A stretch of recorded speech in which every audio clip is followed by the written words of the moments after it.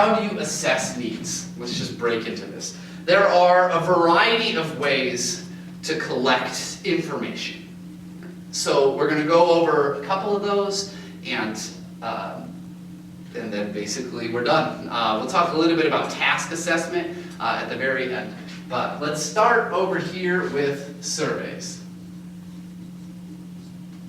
Surveys are a powerful way of collecting information.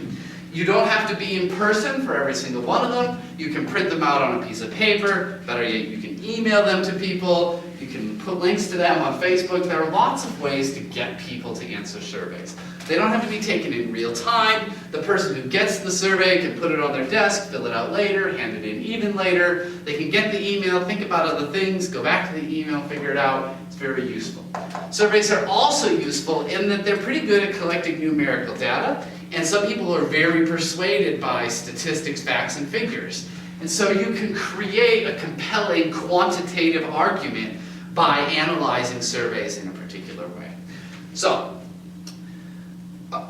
your book, by the way, goes into fairly good detail on a lot of the stuff that we're going to talk about. I highlighted a couple of things that I think are particularly useful, and we're going to talk about them here. But I encourage you to go to the book for their rendering of these methods, and there are a handful more methods which you also do need to know. So, surveys. There are a couple of kinds. So, the most classic survey type is the Likert scale. And the Likert scale is that 1 through 5 strongly agree through strongly disagree. So you might make a positive statement like,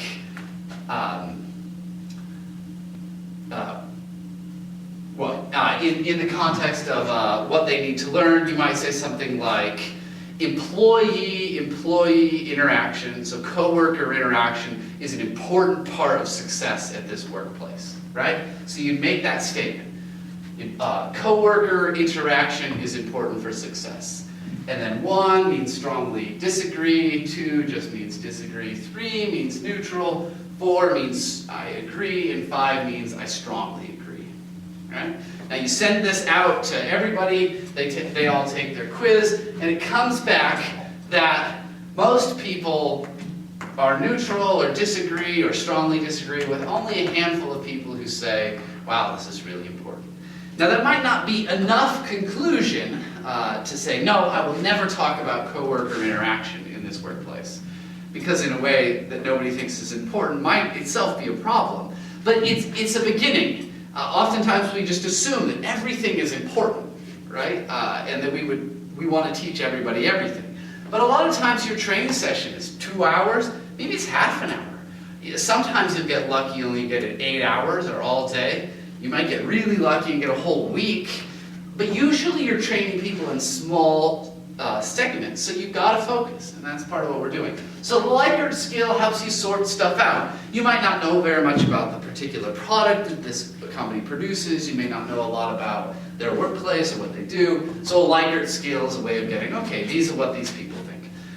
The advantage of Likert scales is they plug into statistical analysis very well.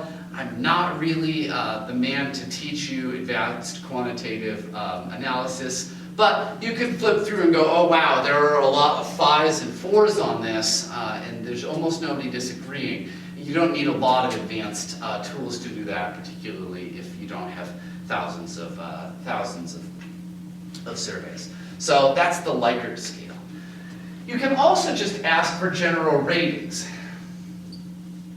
So one thing that you can do is you can list all of the skills that you think that, or the person who asked you to come and do the training thinks the person performs in their workplace. So you could make a list of skills.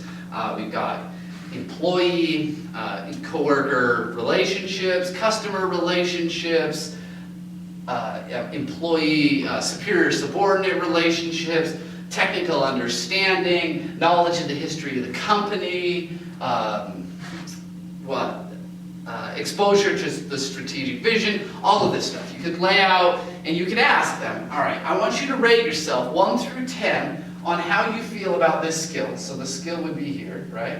So there'd be skill 1, skill 2, skill 3, all these different dimensions. And then you could say, how do you feel about your skill today? I want you to rate your competence on that skill today, and what is your desired competence? How good do you want to be at this skill? And so they go through, they say, you know, my competence in coworker relationships, you know, that's a 5, you know, I'm pretty good. And you know what, it would be great to be like a 7. Now, my understanding of the product, I feel that I'm pretty good at that, but you know what? Since that's a sales job, that's super important that I do that. And my knowledge of the industry and the company, frankly, that's a 2, but I don't really think it matters. So 2 is just fine with me, right? Now, if you just asked the one question, you might look at that and go, wow, they rated lowest on knowledge of the history of the company, so I better focus on that. But the truth is, the difference here is nothing. Your training is supposed to create a change, right? That's what trainings do, they change. And the greatest need here is the difference of 4, right? These are 4 different, these are only 2 different, and this is 0 different. So in a way, this is the greatest need because it represents the greatest disparity between what is and what should be. Even though it rates the highest, don't pay attention to that, pay attention to those things. So there's another way, it's a survey method, you can list it out, it's pretty straightforward because you can get a lot of data with 5 to 7 questions, sometimes 10, using this rating system. You can also ask the people who you're going to survey to rank order things. So basically, you could lay out that list of 7 skills and say, put a 1 next to the one that you most want to be trained in. Put 2 next to the one you second most want to be trained in. And put a 7 at the one you least want to be trained in. And just let them, right, order it, boo, boo, boo, boo. And that will generate a list. And you might need to cross-reference that, of course, with the person who asked you to do the training. But sometimes rank order, that's real straightforward. You can always have open-ended questions, know that.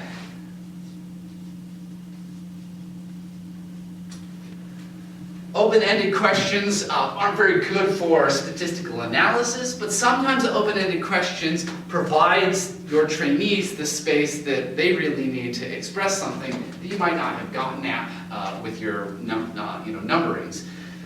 Just a straight email blast and saying, I'm creating this training module. If anybody has any input in things that they want to have trained, email me. That's an open-ended survey. It's a survey of the audience, and it's qualitative, it's non-numerical, but it still can have value.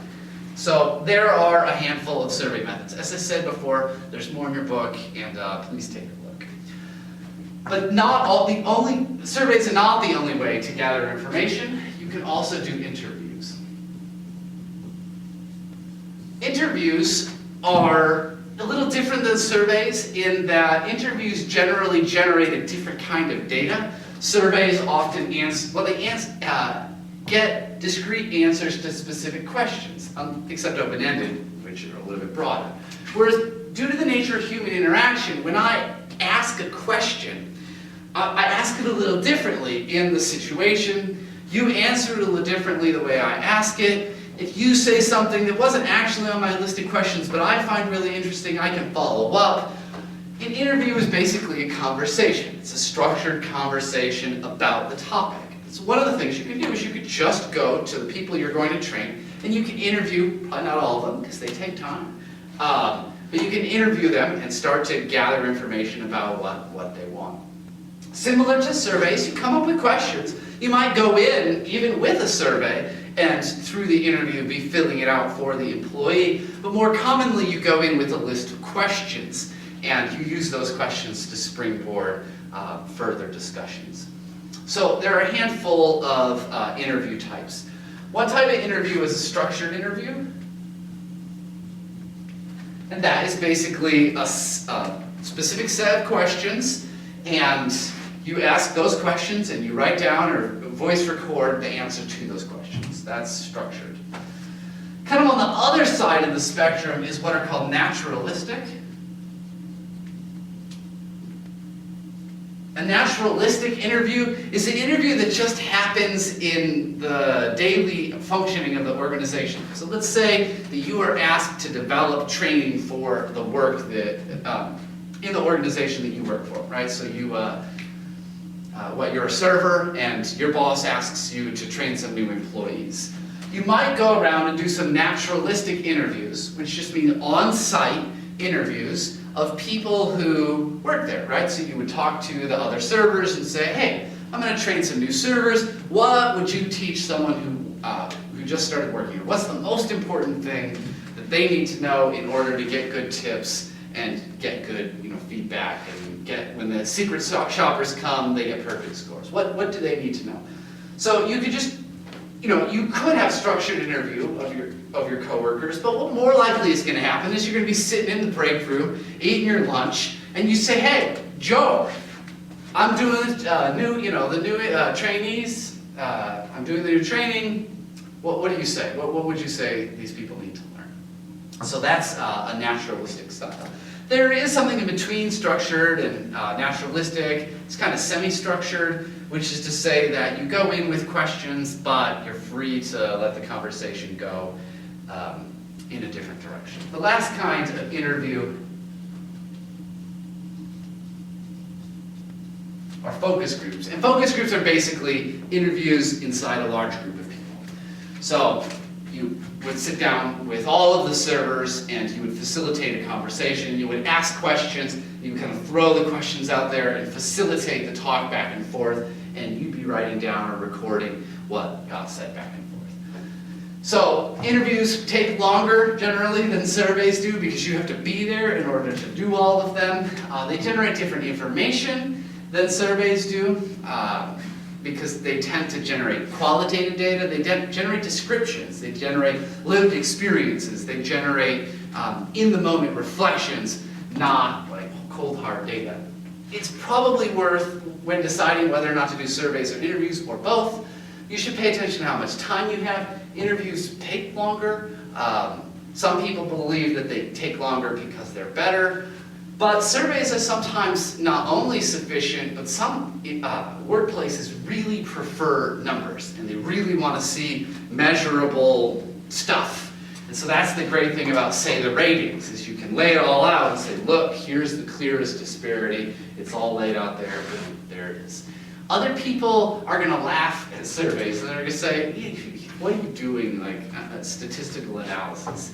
Come in and talk to my employees, spend a day here, and I think you'll figure out what's going on. So, surveys, interviews, the last of the kind of rigorous methods, and then we'll get into the on-the-fly methods, is observation. So, you can ask questions via forums, you can ask questions in person, or, by the way, you can do email interviews, or you can watch. You can just go into the organization and you can watch. Now, keep in mind that all of this is about figuring out what it is that they need to know. So you're asking survey questions about what they need to know. In interviews, you're trying to figure out what it is they need to know. And when you do these observations, you're trying to figure out what your future trainees need to know that they don't know right now. So the first type of observation is shadowing. And that means, basically, that you follow somebody around and you watch them. So if you're going to train the customer service representatives for an organization, you ask the boss, the person who hired you, hey, do you mind if I do a shadowing and watch these people at work?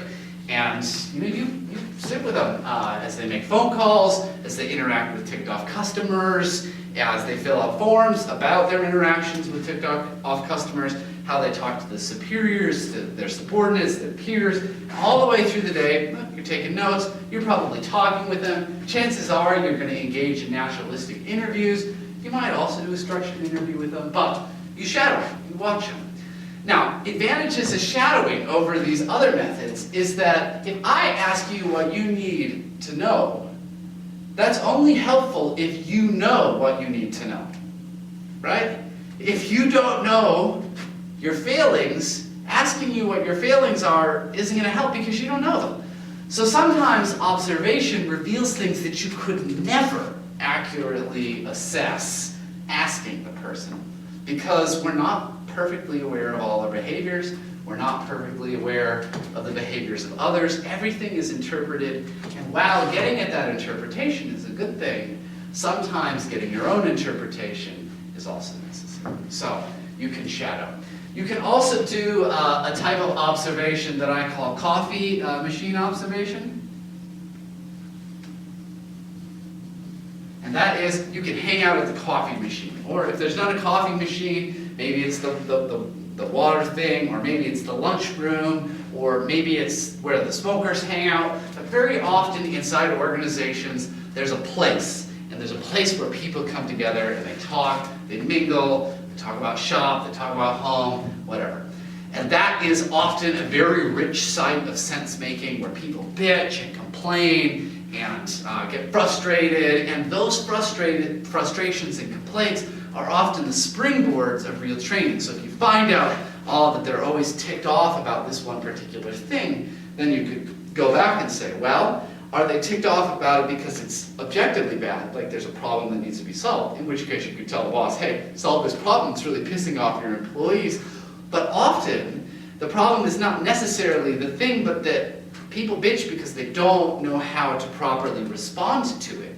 So sometimes, if you're in a customer service industry, angry customers, while they're bad, sometimes you can be trained to deal with angry customers. There's ways of responding, ways of positioning, ways of negotiating conflict so that you can de-escalate situations. So if everybody's always bitching about customers, yelling at them, well, you can't necessarily make customers not yell. You, as a trainer, can adjust people's ability to respond. So that's coffee machine observations. And then the last is you can also sit in on meetings. A lot of stuff gets made sense of in meetings. You've got to watch. Meetings are usually podiums for people who are the official sense makers of the organization, but they still serve as an interesting and useful site of generating, okay, what is happening inside this organization, and what are all of the goals, and how could I kind of intersect in that and to train these people better, right? Now, in a perfect world, I'd do all of these. I'd survey my trainees, I'd interview them, I would observe them, I would talk to them, outside of the parking lot. I would watch every single one of them do their job for an entire day. I'd hang out all of the time. I'd conduct all of this stuff. And it would take me like 100 hours. That's what a really in-depth study like this involves. And let's be realistic. Well, who would spend 100 hours assessing needs for a training that might last 10 hours? Probably going to last 2 hours. That's generally a waste of time. So what I'm not saying is that everything that I've told you is bunk. I've told you a lot of different options, and you need to kind of mix and match, pick and choose. Sometimes you won't be able to do any of them, not in the rigorous way that I have laid out here. And so I kind of want to interpret them into a set of on-the-fly methods. Your book has a handful more, but so there's surveying and interviewing and observing, but there's also on the fly, which is if all else fails and you're asked to do a training and maybe they want you to come in and do the training in like 4 days and you don't really have a lot of access to the organization or your future trainees, or maybe they haven't even selected the trainees, there are a handful of ways that you can still provide sort of a basic needs assessment with a small amount of time and a small amount of resources. So the first is to be beautiful, beautiful information technology. Never underestimate the power of a phone call, that's an A, or an email. Email your trainees, or call a couple of them, call one or two of them, and say, I've been asked to come in, they want me to do a training, what are the most important things that you need to know? That's really basic. Generally, people are willing to help you if you can kind of cut through their busy day.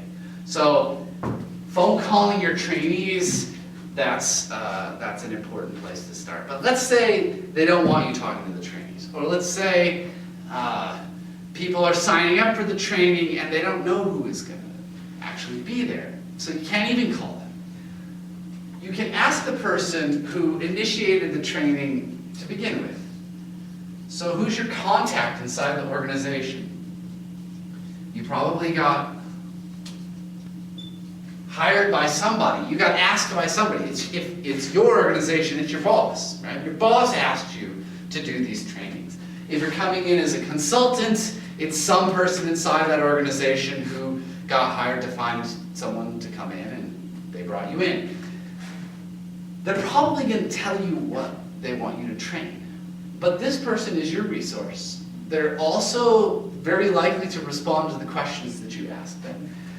And chances are, when they said, we want you to come in and do a leadership training, they don't always go into all of the details of what exactly they want you to teach about leadership. Frankly, they might not know a lot about leadership. That's why they're not doing the training. That's why they brought you in, because you know. So ask your contact, sit down with them if you can, and say, okay, there are a lot of different ways of approaching this. What exactly are we looking for? Are there problems in particular that this training is hoping to solve? Is there a reason these people are coming here? Did they choose to come, or are they being forced to come? And most importantly, what do they need to know? Right? So your contact can be a very important source for like an impromptu needs assessment. The last and most impromptu, but it is still actually a fairly good way. On the actual day of your training, they all come in. Now you can survey people before a training, but the problem with that is that you've got to analyze the surveys in some way, and that's difficult. You might have to do it during the lunch break, or say, okay, now that you filled the survey, wait for me to analyze it, or whatever.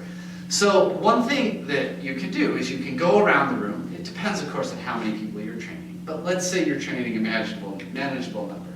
And you can just say, I want every single one of you to list one thing that you want to get out of today.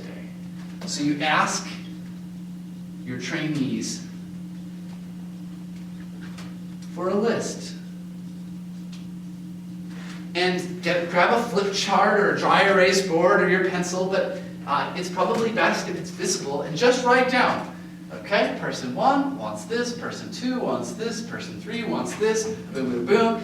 By the time you get to the end, oftentimes people say, you know what, I really want to know what person 3 wanted and a little bit of what person 1, okay, that's what you want, we'll put a little star by it. And at the end, you get their expectations. Now, you don't have to spend your entire time just saying, okay, well, here's the answer to 1, and here's the answer to 2, and here's the answer to 3. Hopefully you've prepared some actual material and you're ready to go over it. But you can be thinking in your mind, you're a clever creature. If they have said some things that you didn't really think of, you might say, okay, I can shorten this part here and broaden this part here to include these other concerns.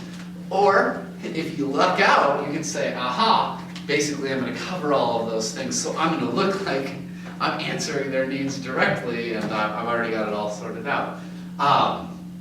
Or something in between. Oftentimes, your good guesses about what they need to know will be the things that they want.